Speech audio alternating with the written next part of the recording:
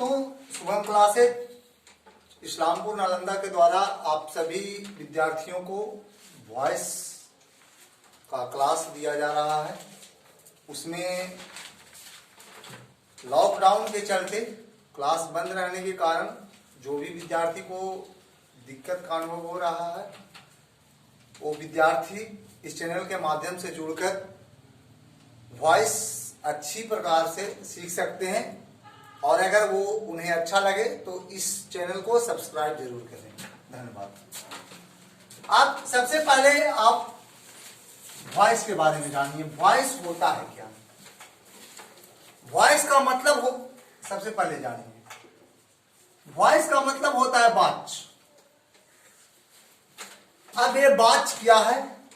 तो सबसे पहले बाच के बारे में जानना है कि ये बनेगा कैसे, इसको कैसे कैसे बांटा जाता है और उसके बाद इसके कितने प्रकार होते हैं। तो सबसे पहले काइंड्स ऑफ वॉइस चलेंगे।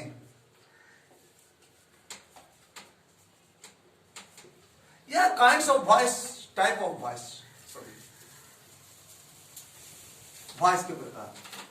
तो वॉइस दो प्रकार के होते हैं।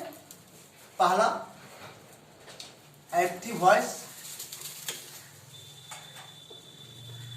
दूसरा पैसिव वॉइस।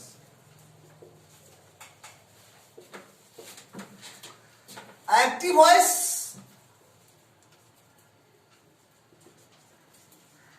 का हिंदी कर्तरीवाच होता है और दूसरा पैसिव वॉइस, इसका मतलब कर्मवाच होता है बाबू। तो सबसे पहले जानिए कर्तरीवाच और कर्मवाच है क्या। कर्तरीवाच में कर्ता की प्रधानता होती है और कर्मवाच में कर्म की प्रधानता होती है। जैसे अगर कहा जाए कि राम एक आम खाता है, तो इसमें कर्ता हो गया राम बाबू। इसमें क्या हो गया? राम आम खाता है, इसमें राम हो गया कर्ता,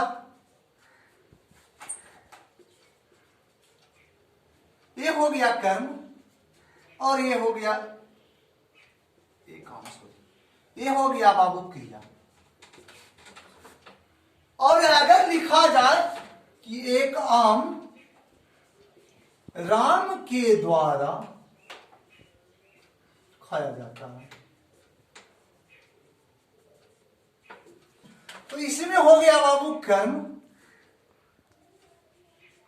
क्रिया, कर्ता और क्रिया।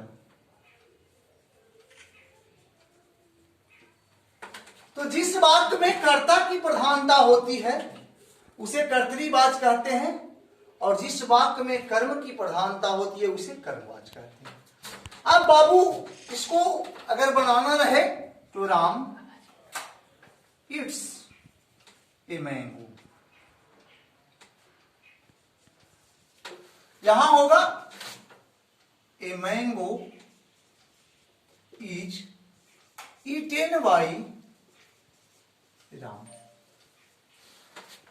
अब बाबू वॉइस बनता है। वॉइस कैसे बनता है, इसके कुछ नियम होते हैं। वॉइस को कितने भागों में अलग किया जाता है, कैसे कैसे हम उसको अलग कर कर बनाएंगे, शॉर्ट ट्रिक उसका क्या है, उस पर हम चलते हैं। सबसे पहले वॉइस बनाने के कुछ नियम होते हैं।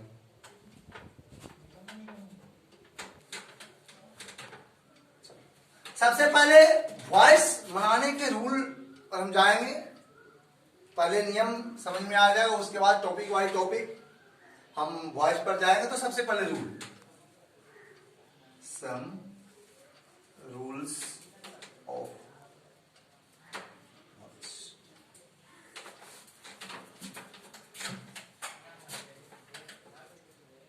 एक्टिव से पैसिव में बदलने पर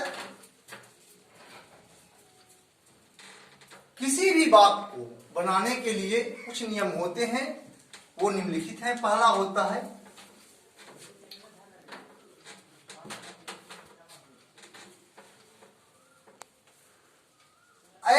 वॉइस के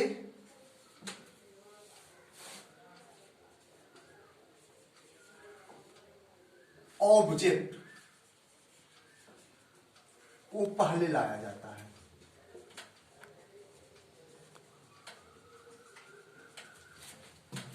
दूसरा, उस ऑब्जेक्ट और टेंस के अनुसार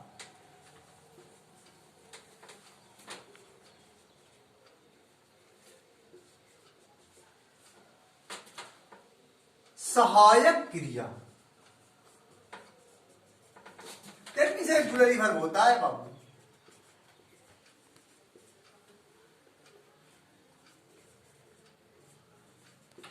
का प्रयोग किया जाता है।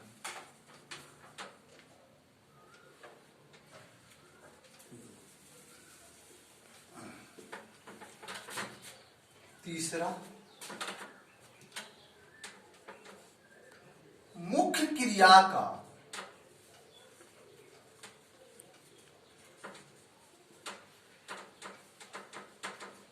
तीसरा रूप लगाया जाता है।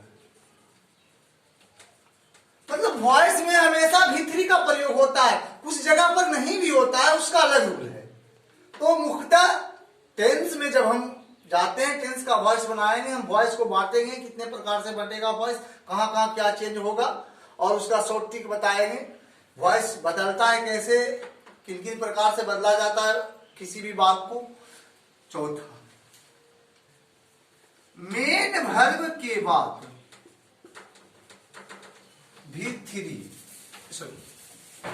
बाई का प्रयोग किया जाता है और उसके बाद एक्टिव वॉइस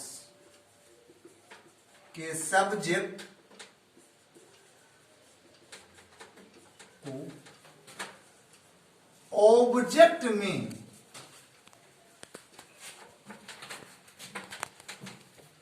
बदलकर लिखा जाता है।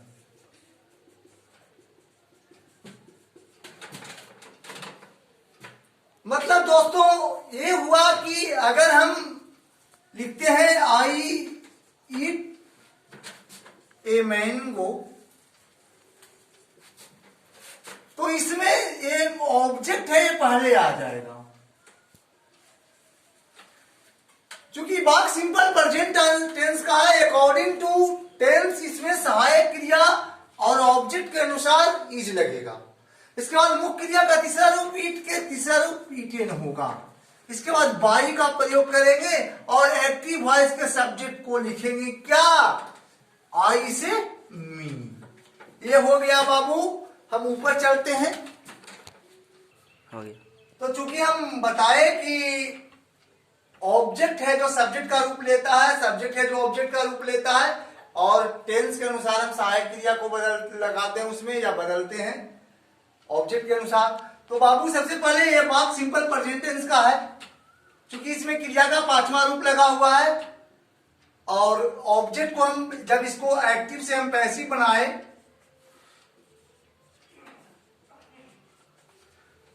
तो इसमें हम ऑब्जेक्ट आप लोग देख रहे होंगे कि ये मैंगो है जो पहले आया। उसके बाद बात सिंपल प्रेजेंट टेंस रहने के कारण इज का प्रयोग किया गया, चूंकि ये है जो नॉन लिविंग थिंग्स है, आम निर्जीव चीज है, उसके साथ और सिंगुलर है, इसके साथ इसका प्रयोग किया जाता है। मुख्य क्रिया हम बताए हैं, चाहे V1 में रहे, V2 रहे, V3 रहे, V4 रहे, V5 रहे, समूचा जब भी एक्टिव से पैसिव में बदलता है वो हमेशा V3 रूप में हो जाता है।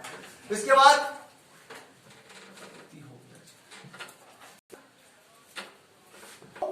हम मी में बदलते हैं, आई को हम क्या में बदलते हैं, मी में बदलते हैं। अब बाबू सब्जेक्ट से सबसे पहले हमें ध्यान रखना है, सब्जेक्ट से ऑब्जेक्ट में क्या क्या बदलेगा। सबसे पहले प्रोनाउन को चेंज कर लेते हैं। आई मी में बदल जाता है, बी अस में बदल जाता है,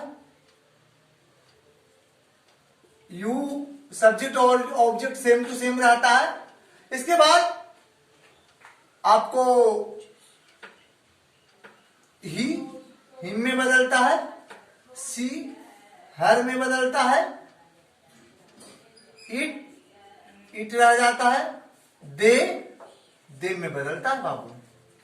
नेम, जो नेम रहता है एक्टिव में तो नेम हो जाता है पैसिव में भी। जैसे अगर यहां सपोज दैट मान के चलिए राम रहेगा और यहां ही देंगे तो गलत हो जाएगा, ये नहीं होगा। यहां पर राम की जगह क्या होगा, राम ही होगा। नाम में कोई बदलाव नहीं, बाकी प्रोनाउन को हम सब्जेक्ट से ऑब्जेक्ट और ऑब्जेक्ट से सब्जेक्ट में हम बदल सकते हैं। अगर आई सब्जेक्ट में रहेगा उसको पैसिव में बदलने पर हम मी में बदल देंगे। अगर बी सब्जेक्ट में रहेगा पैसिव में बदलने पर अस में बदल देंगे ऑब्जेक्ट। अगर अस रहेगा ऑब्जेक्ट, सपोज दैट अगर इसके जगह पर कोई दूसरा वॉइस बनाना रहे, जैसे रहे कि आई हेल्प यू, तो ये अगर एक्टिव वॉइस रहे और अगर इसे पैसिव में बदलना है तो बाबू सबसे पहले यू है ऑब्जेक्ट, तो सब्जेक्ट ऑब्जेक्ट दोनों में सेम है तो यू आएगा। बात सिंपल प्रेजेंट टेंस का है, यू के साथ अकॉर्डिंग टू सेंटेंस और according to sentence according to object दोनों के अनुसार यहाँ पर आर सहायक क्रिया का प्रयोग होगा। क्योंकि सिंपल प्रेजेंट टेंस में ऑब्जेक्ट के बाद वॉइस बनाने में एम इजार का प्रयोग किया जाता है। जब वो आगे चलेंगे रूल में तो बताएंगे। यू आर, इसके बाद भीतरी लगेगा हेल्प, इसके बाद बाई का प्रयोग होगा, आई से क्या हो जाएगा, मी हो जाएगा। इसी प्रकार अगर है कि सीमा हेल्प्स मी, तो बाबू यहां मी ऑब्जेक्ट है, यहां मी ऑब्जेक्ट है, इसको हम पैसिव में बनाने पर आई, इसके साथ सहायक क्रिया एम का प्रयोग होगा, भी3 लगेगा और इसके बाद बाई का प्रयोग होगा और उसके बाद नाम जैसे के जैसे आ जाएगा। तो दोस्तों सबसे पहले हमें यह ध्यान रखना होगा कि एक्टिव से पैसिव बनाने में किसी भी वाक्य में अगर सब्जेक्ट है और मुख्य क्रिया है और ऑब्जेक्ट है, ये तीन चीज अगर है तो सबसे पहले हम ऑब्जेक्ट को पहले लाएंगे, उसके बाद उसके वाक्य के अनुसार या टेंस के अनुसार सहायक क्रिया का प्रयोग करेंगे, उसके बाद मुख्य क्रिया का तीसरा रूप लगेगा, बाई का प्रयोग होगा, उसके बाद एक्टिव वॉइस के सब्जेक्ट को ऑब्जेक्ट में बदलकर अंत में उसका प्रयोग किया जाएगा।